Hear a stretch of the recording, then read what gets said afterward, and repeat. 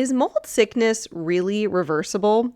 If you've been on your mold healing journey for a little while now, you may have noticed that healing from mold is no easy feat. And you may have found yourself wondering, like my client who asked me this question, is reversing mold illness really even possible?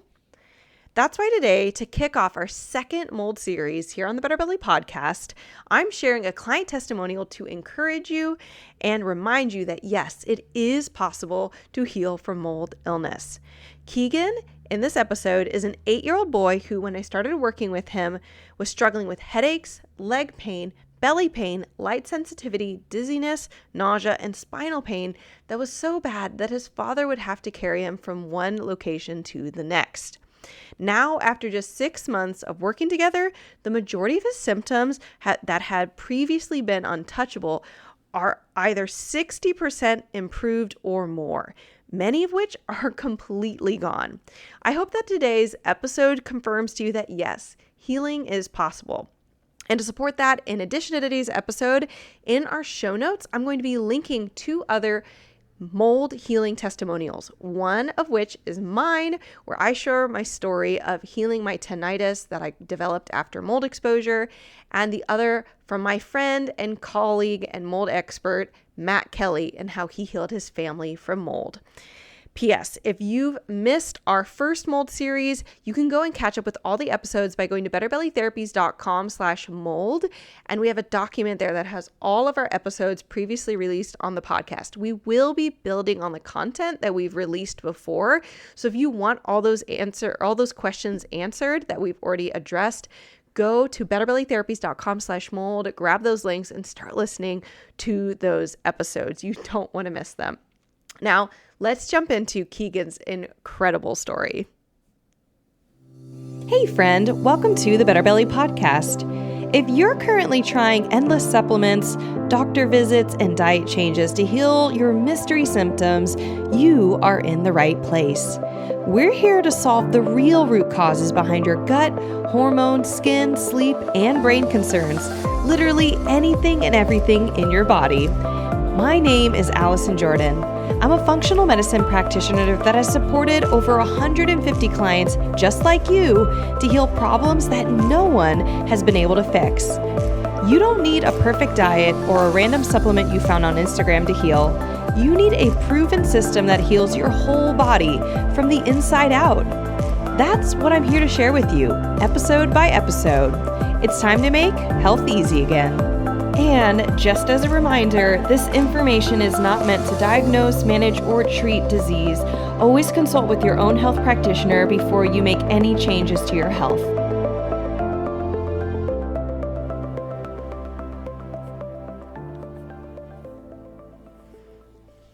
On today's podcast today, I have Sarah. She is the mom of a little boy, a little 8-year-old, who I've had the pleasure of getting to work with the last 6 months.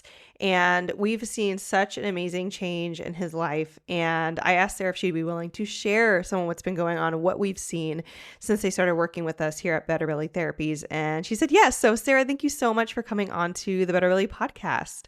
Yes, thank you so much for having me, Allison. It's my pleasure. It's been such a gift working with you, so I'm super thankful to be here. Yeah, and I hope that this conversation, my goal for us getting to record this is that it encourages other people in what is possible and also maybe just gives people an idea of what it's like to work in a situation where you are seeing results. So why don't we back up? Sarah, can you tell us what was going on in your son's life, your youngest son, 8 years old, before you came and worked with us? What were some of the symptoms he was dealing with that were making you say, we need to do something about this? Well, overall, if I had to sum it up, I would just say chronic pain. He'd been in pain for years. It started as just when he was about 4.5, 5, he would complain of his stomach and then his leg. At the time, we kind of dismissed the stomach, thinking it was maybe constipation or something that little kids have. And then as the pain progressed, not just in intensity, but also in locations, we went through a multi-year journey trying to find resolution. And when we came to you, we had not found resolution. It just continued to get worse and worse and worse. And I knew at the time when we heard about you that we'd been exposed to mold, he had been exposed to mold. And so my thought was it's likely his GI was probably messed up from that. And so my hope was just that, well, maybe this will help him some. I didn't necessarily know what to expect, but it was something that we were at least hopeful would at least help him. Yeah, definitely. Yeah, I mean, when you came, which is pretty much the story of all our clients, you'd already seen tons of doctors and you had a grip on what was going on. You'd even gone through almost a complete remediation of your house. Like you were like on top of the remediation situation. So, and that's not, no one has to be. That's actually the least common scenario when someone works with us, that they already know mold's definitely an issue and that you've remediated your home and you've worked a ton on it. And so you were really discouraged. I remember thinking as a practitioner, that was my number one goal, is like you put all this time, money, and effort into remediating your home and hadn't seen an improvement in his symptoms. And I was like, we need that to not be the case anymore, because man, it's like a lot. Like you had done a lot. Um, is there anything else that you would want to share or like add on of things that you guys had tried um, before working with us? Because I know a lot of like common story of people who work with us is basically feeling using that phrase, summary phrase, I had tried everything. We Yes, had tried everything. yes. What were some of your everythings that you guys had tried? Well, I can't tell you how many doctors. And I'm not just not any doctor. We saw the top of the top, the best of the best, right? Like head of departments at hospitals, specialty neurologists, specialty rheumatologists, um, orthopedics. We saw a lot of different doctors. I can't tell you how many times Keegan was on my lap having to get blood drawn. So much blood. We went to specialty physical therapies. He had a diagnosis of quote unquote exclusion. Someone had diagnosed him with basically amplified musculoskeletal pain syndrome, which ultimately was not the case for him. But through that process, we had to drive back and forth hours multiple times a week to get physical therapy done, which was not helpful. We tried thermography. We did do some craniosacral therapy. Like I said, he had MRIs done, multiple, just multiple doctor visits. Part of his symptoms were eye issues. We'd been to, eye doctor, things like that. So it was just one wall after another. We also did supplements. Obviously, we tried supplements. Uh, it was a very difficult process because through the process, as I mentioned, he started with just leg pain, um, and that progressed to more intense pain. And then it was also back pain and also arm pain and also basically to the point where his entire body was in pain and intense pain to the point to where my husband would have to carry him. He couldn't walk, at times. He never became to where he couldn't walk at all, but it was a process where over years we saw our son continue to degrade. And it was very difficult because through that process, we kept knocking on doctors' doors and, effectively not seeing relief. So uh, it was very, very challenging and a very difficult process just to watch. But we're very thankful to be not going on that same path anymore and starting to see the other direction, right? Starting to see some improvement and healing. Yeah. Let's talk about that. You already know this, but for our listener, we like to use numbers to evaluate symptoms. If anything, that it just kind of gets us on the same page. It's not, it's subjective, but one of the numbers that you gave us on a scale of 0 to 10, 10 being the worst, you'd rated his head pain and head pressure was a 10 out of 10 when you guys joined. Where is it now? What's its average rating now? It's at a 4. So sometimes it'll be like a 3.5, but right now we're at a 4, so substantially less. And like I said, he's not limping. We don't have to carry him. His leg pain, which was another issue. That's kind of what the catalyst was for a lot of these things, which is odd, right? None of that made sense. But that's down to a 1, It started off as a sometimes at a 7. 0. Yeah. Yeah. Yeah, so we're very thankful. And a lot of the other pain has completely gone, like the stomach pain, the dizziness, the nausea. Now the light sensitivity was another thing he had. He was afraid to take pictures. Even inside lights would bother him. And now, we can be outside, and if he doesn't have he wears glasses, but if he doesn't have those on, which are transitions, it's tolerable, like he's fine. So there's been other things that have just completely gone away. So drastic change. We're super Yeah. thankful. What do you remember from the timeline of like when things started to improve? I remember a little bit, and I know, we have notes from our different meetings in the last 6 months, but how long did it take, can you remember, for different symptoms to improve? Well, he was doing, kind of the supplements for about a couple months, and we started to see improvement. We're kind of a third of the way through one of the pathogen protocols that we were dealing with, and that was about consistent with when he'd also been taking some of the just general supplements that you recommend and programs that you recommend to help increase his health. So it wasn't long, especially considering the fact that we'd been dealing with it for over 3.5 years of pain, and then to see some changes happen after just 2.5 months was just wonderful. So Which, I mean, it can sound like forever when you're in pain, but also compared to the years of not getting results, 2 months can feel like super short. right, right. And I'm sure they were more subtle. That was obviously like a tangible, like I knew, he would come to me every day, multiple times a day, and tell me how much he hurts, and to just to see that change was just such a gift. I'm so You know, thankful. you you and I have both like teared up as Yes. you've given me these updates because I have kids. I have a 3-year-old and a 6-month old. And even when they go through like small things, like recently our daughter, a couple weeks ago, she goes, "Mommy, my belly hurts." And like everything inside of my like functional medicine personality and like all the things I know, I'm like, don't panic, don't panic, don't panic. Right. But then it just turns out it's like her way of, she's starting to realize what hunger feels like. Cause then she's like, oh, it goes away when I eat. Yeah. Yeah. Good. Okay. But like even those small things as a parent, you can just feel, or like she was getting nosebleeds when she was being exposed to mold. And I was getting tinnitus, but I was definitely panicking a lot more, like, because you feel so powerless when it's your child. You can feel powerless when it's your own health, but when it's somebody else, you're like, I wish I could feel that pain for them.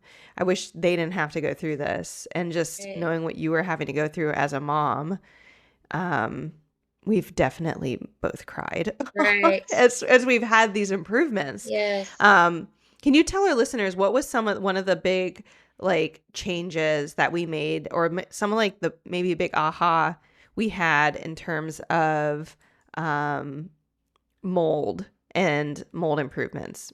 Yes. So just the fact that even small exposures can make a difference for him. What we did, and thank you, Allison, she suggested, is there were places we would go that may have been moldy, right? There was no visible mold. A lot of them looked beautiful and clean and wonderful, but there were places where that we went routinely. Some of them were suspect, right? Like one of them was a natatorium indoor swimming facility that obviously was suspect, but we cut those out. And it was a commitment or a sacrifice to say, okay, we're not going to go here. But for example, the swimming facility, we were there maybe 2 hours a week, right? Um, but that change really helped Keegan. I'm convinced. And also, I know because I have a couple, obviously, I have other children. And so we cut this out for Keegan, for my youngest. And then for my older two, when they were taking their short term, then what happened with them is they got a nose, but one of them got a nosebleed and the other one got headaches. So then a confirmation. And that's one thing we've been able to see as we're seeing progress. My oldest is part of the program also, and my other son also does, the benefits of the program. But as they've improved, we're able to see when they have an exposure more easily and able to identify, okay, let's back off of that location. Let's not go there anymore. And so just to know that small changes can make a big impact. And sometimes it's elimination, sometimes it's a sacrifice, not being able to be on this team or whatever, finding an alternative, but they can make a big impact. And in that, in both ways, sometimes it's elimination, sometimes it's adding something in, like you had suggested, the specialty diffuser. And that has made a giant impact in all three of my children's lives. My middle son, he no longer snores and he can breathe at night. He breathes with his mouth closed and he wakes up more rested. And so giant changes can sometimes come from small steps. And so sometimes things may not seem like it will help or make a difference, but they could make a drastic difference. Yes. I want to back up too. Like, so one thing, just to clarify what you had said, that you guys had stopped going to this natatoriums where they were getting swimming lessons, and you had your older children. Were they getting migraines and nosebleeds semi regularly, or before you stopped going there? So my youngest was most prone, the one we're talking about is most prone to the Huh. nosebleeds. But so prior to we would go and they would sometimes complain about, not, feeling a headache potentially, but they were swimming pretty intensely. It wasn't as like for training, right? But uh, Right. they wouldn't get the nosebleeds, but once they were out of the environment, doing some of these supplements, things like that, then we would see what the exposure they would get them. And in a matter of fact, I haven't even shared this with you, but we recently tried a new place. And before my youngest would complain sometimes about, didn't feel as well after, but this time he had a nosebleed. So now we know, okay, that is for sure a place we can't go. But yeah, my oldest, Okay. as you know, has seen drastic improvement as well. He would have chronic migraines, vomiting, like nonstop. We facilitated multiple doctors with him as well to no benefit. And now he is no longer having the migraines and he is no longer having the issues. His issues are never as intense as my youngest, but we'd take him to outdoor swim meets and he'd have to stay in the car, he'd vomit and then he'd go swim his meet because his migraines are that intense and that regular. And so he's no longer dealing with that either. And that's been also a benefit of your program. That's So, amazing. I mean, that there's lots of places, and some of the cool things that we did is, like, when it came to, your children were still having symptoms, and we really looked. You had ERMIs on your home. You really explained to me your process of remediating your home, and because you were working with somebody else, we were able to kind of get a little bit more of objective. And I said, I really don't think it's your home. And we were able to, without spending money, just say, this won't cost money. It'll cost some more like emotional or like loss of just like practical things. But let's stop going to a couple places you were going to on a once a week basis. And you stopped those. One was school, and that was naturally happening because we actually started working together in the summer. And one was this auditorium. And then you had, are you okay if I share what that third one was? Okay. Yeah. So then there was like a third place that we were not going to go to. And we were just like, hey, we're just going to try that out. And then say that was a test. It was free. It was free. And right, all we're going to do is evaluate your symptoms. And then what you're describing of your children going back to this auditorium and getting nosebleeds, and one getting nosebleed and one getting a headache, those being the older kids, right. because you didn't let your And younger then I go let the younger, back. right, That's actually a very common experience of what we call an intensifying process. And we see this a lot with mold exposure, but we see it with lots of things, chemicals and viruses. The body learns to hate something, and that's a immune response. It's a good thing. And then when it learns to hate it, when we reintroduce it, the body has a stronger reaction. And so what'll happen though is when you're still in the midst of it, it's because it's just chronic day to day, you don't see a difference. You're not like when I'm there and when I'm not. And this can happen with gluten. It can happen with food sensitivities of any kind. But it can also happen with mold exposure, that when you're just doing it all the time, you'll say, well, I don't feel any different when I'm at the auditorium versus when I'm not at it. Well, I'm like, well, you're at it once a week. So there's that ongoing exposure. And same with food, that is. But food was not as big of a part of his your youngest healing journey as it was just like getting some key mold exposures out of his life, and then getting some improvement with some of the other, like actually gut health, because he had some other pathogens in his body, which is super common when you have mold, that there's an immune repression going on, or the immune system is being suppressed, and then other things can just hang out that you don't want there. So we've been plucking those out of his life, and improving that. And same with your older children, since they're Yes. also going through the program. Um, let's see here. What else? What have we not talked about? Or is there anything? I'm just pulling up my list of questions. Is there anything that you wanted or felt like you wanted to share? Um, Well, anything a else couple on top of what things. we've? Mm-hmm. Yeah, one of the things you mentioned your program, I was going to say that I love about your program because one of the things that was so disheartening about working with, trying to pursue it through the other way, traditional medicine, is I found that our system is broken in the sense of our culture treats in boxes, and our body's issues are not in boxes. Our body's beautifully designed, has multiple things going on at once. And so, what I've loved about your program is not just that it's super methodical and there's just such a great intentionality behind it, but that it's looking at your entire body, right? Like, I understand you treat, you focus on the gut, but ultimately it affects all of your systems. And I remember listening to one of your other podcasts, you talked about upstream problems.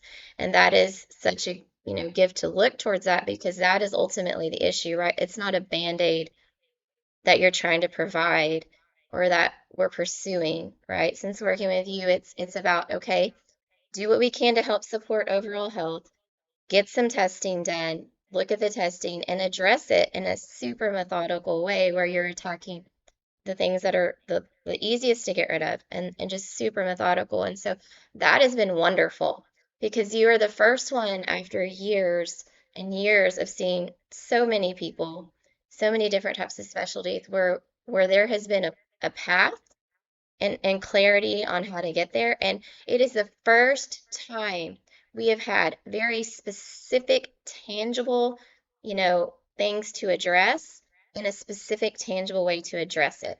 And because of that, he's seen results, and that's so wonderful. It's such a gift, and and I'm so thankful for that. Yeah, that's so. Yeah, it's an honor to get to do this, and it's hard work. Like, you've had to work hard, but you're gonna have to work hard regardless. Like, right? Right, Like, right. we got to choose our hard. Like, we can be like, oh, this is really hard, and try to, it's hard to listen to our children be sad, Yeah, and like not just sad, like in pain, right, and yeah, you just to honor you and the fact that for anyone to work in a program like this, there is work, there's right. things you're having to change, there's conversations you're having to have, um, there's money you're spending, and none of that, like all of that takes effort, and yet we want to have these conversations because we want to remind ourselves that like effort can be worth it. That actually kind of gets to a question that I really like to ask our clients, in these calls, which is, were you at all like, you'd already gone through lots of experiences with providers not getting you results, having, no answers. And that can create a very common experience for people who've been sick for a long time, of not like really not trusting other people, not knowing if they want to work with somebody else new, because basically their trust has been eroded. Like, you kind of can lose base maybe with, does this seem like the right thing? I'm really curious for you, were you at all scared to begin working with us, or did you have that any reservations just in your emotions, your spirit, even unrelated to us? Was that anything you had dealt with? And if so, what were some of the things that you did or that you observed that helped you overcome that to feel comfortable with, like, yeah, we're going to move forward and do this new program? I wasn't scared. I'd heard you on some podcasts, and I could t seem to me like you're very authentic. And um, obviously, our expectation was hopeful that Keegan would see improvement. We had no idea he would see the improvement he had. I will say, in the past, there were not related to you, but there were things that we did decide not to do, right? And they were polar opposite of your program in the sense of I felt as if your program's goal was to improve overall health, whereas some of the things we rejected in the past were things that were suggested as like a pain clinic or things that would just be kind of like what I talked about before, putting a band-aid on a symptom and not seeking an actual root cause or a way to improve the body's overall health. We even had a neurologist who offered us pain meds with no idea of what was going on or any desire to improve. So I think in general it's important to use discernment. Obviously, you're expelling time, you're expelling money, and that's obviously once you've been doing something for years, that can really be a challenge. But I felt like my goal was I was prayerfully hopeful that he'd at least see some healing, and I felt like if we could just help support his body's health in any way, then maybe that would help him even a little. And we were obviously pleasantly surprised that he's seen substantial.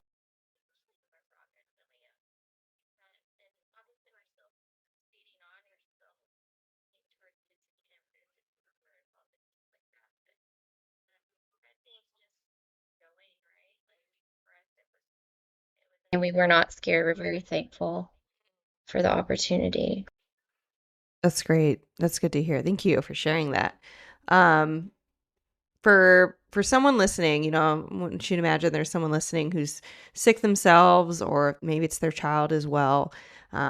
If you could speak to that one person and encourage them regarding their health or their child's health, what would you share?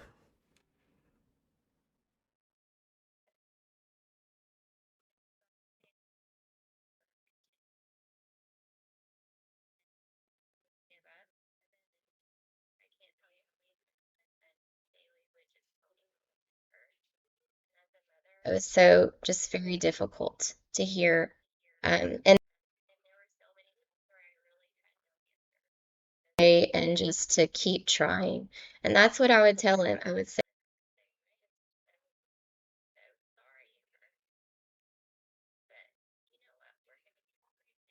and we are not going to give up because there were times where in that moment there were no answer. I couldn't find the door to walk through. You just look for the crack and you try to wedge it open, right? And so just to keep going and just it's worth it.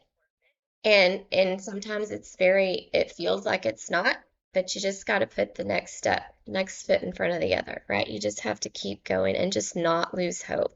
Because for us, it's taken years, right? But had I listened to some of the other doctors and things and just said, okay, yeah, he's always going to be in pain. It just is what it is. He would still be in pain.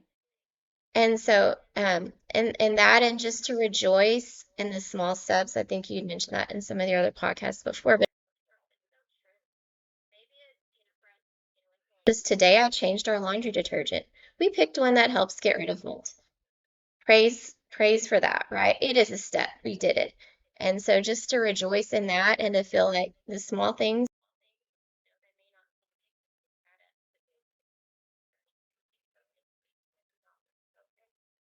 and those you love, as in my case, obviously it's my child. And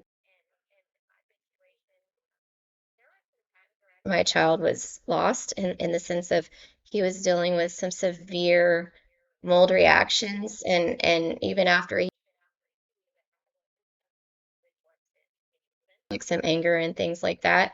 And so if you have a loved one, pain is hard, right? And or yourself, don't give up on yourself, or if it's a loved one, don't give up on them because pain can do a lot of things and mold can do a lot of things and don't give up.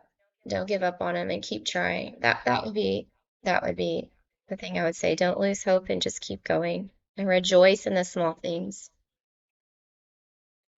So good. I love just love hearing you preach it, Sarah. You've clearly internalized in a good way. You've really chosen how you cultivate your inner experience of this. And this is not to say clearly not to say you've not felt pain or that it's been easy, but you've I think that there's a choosing how we respond to things in the long term. Like how am I going to process this? And um it both can help on the day-to-day experience of like I love that your experience of like the one small thing I did today, like I changed my detergent to something that gets rid of mold out of our clothing better. Yeah, I remember when I made that change and it felt like, okay, I don't know if this is going to move the dial, but it's like one more thing that's kind of just adding to that cumulative effect that we're going to look for to have healthy whole bodies on a daily basis. And sometimes it doesn't give you that wham, bow, bam experience of change, but yeah, I love that. And just to like full disclosure on us that we're actually going to work together for another 6 months, because we're not going to leave Keegan where he's at that, he's like so much better and there's so many things going on that's improved, but there's some more things we're going to weed out. But I just love getting people when we've kind of got to there is a milestone. Like we've reached months ago, we actually reached some very notable milestones of symptom improvement. And I love getting snapshots in this moment, both celebrating where we're at, sharing it with others, and then even saying like, and we're not stopping here. We're not like out of tricks. We're not out of like, oh, I guess he's stuck here now. Some people do, like, it doesn't mean that you have, you don't have to keep working together with us, but we're choosing to, and to work together on getting his head down from that 4 to a 0. And just keep fine tuning these things. And it's going to make such a big difference in his life for the rest of his life, that he's going to grow up as a teen, as a young adult, that I think we've talked about. I shared this with you once, that I think that these things he's learning now, he's maybe not the adult making the decisions, but it's going to become his new norm of, oh, I know when my legs start aching, that classroom was moldy, or that he's just going to have more tools of like, okay, I'm going to bring my specialty diffuser and mold, what is it? Essential oil blend with me to college in my dorm room, or whatever it is, or even where you guys things you can look to as he picks out colleges or picks out apartments, that he's so much less likely he'll have so many more tools that he can use to keep himself out of environments that would cause him to relapse into all of this. And so he doesn't have to, live with it for decades, which is unfortunately the case with many of the adults we work with. And so just what you're doing as a mom for him, of course, is about now, and it's also just changing his future. So Sarah, thank you so much for coming onto the podcast and sharing your family's experiences, and really cannot wait for others to get to hear this and hopefully be encouraged, and know there's other moms out there fighting the good fight, man. Yes, keep fighting, don't give up. And thank you so much, Allison. You have been such a gift. I've said it before. I think you've just been given wisdom, and I am just I'm so thankful that you share it. And I am so thankful because, yes, the mold and the pain is a part of our family story, but it's not the end of the story, right? And Amen. we're so thankful. So thank you so much. Yes. Yay. Well, thank you. You're welcome, Sarah. Thank you. And maybe we'll get to hear back from you in like 6 months. And I mean, it might be longer than that on the podcast, but I'm looking forward to the next set of months that we get to dive in and really just fine tune everything. Yes. Keep going. Keep walking, one foot in front of the other, right? Yes. We're going to follow our own advice. That's right. That is right. All right. Thank you so much. You're welcome. Thank you. Hey friend, Allison here, just popping in to say, I hope that you enjoyed and are encouraged by Keegan's story. If you are an adult and you are ready to go on a healing journey just like Keegan and start getting results in your mold or any other part of your healing process that you're aiming to do, go to betterbellytherapies.com/blueprint and you can start healing today. And if you're a parent looking for support with your child's healing process, go to betterbellytherapies.com/VIP to learn more about our pediatric support option. Hey friend, I hope you loved this episode. If you've been a fan for a while or newly loving this podcast, can you do me a favor? Drop into Apple Podcasts and leave me a review. When you leave a review, you do so much. You help me know you're listening. You can tell me what you're loving so I know what to make more of. And you help others by boosting this podcast so other people like you can find the podcast too. I mean, it's a win-win-win, right? So if you want a way to pay it forward, just go to Apple Podcasts or click the link in my show notes and leave a rating and review. And if you want some more free stuff, just head over to my free Facebook group, betterbellytherapies.com/Facebook, and you can get access to all of my free support for you, including some Facebook group exclusive stuff like my podcast episode vault, where you can search the Better Belly podcast by topic and find exactly what you need to expedite your healing. I cannot wait to see you in there. Catch you guys next week.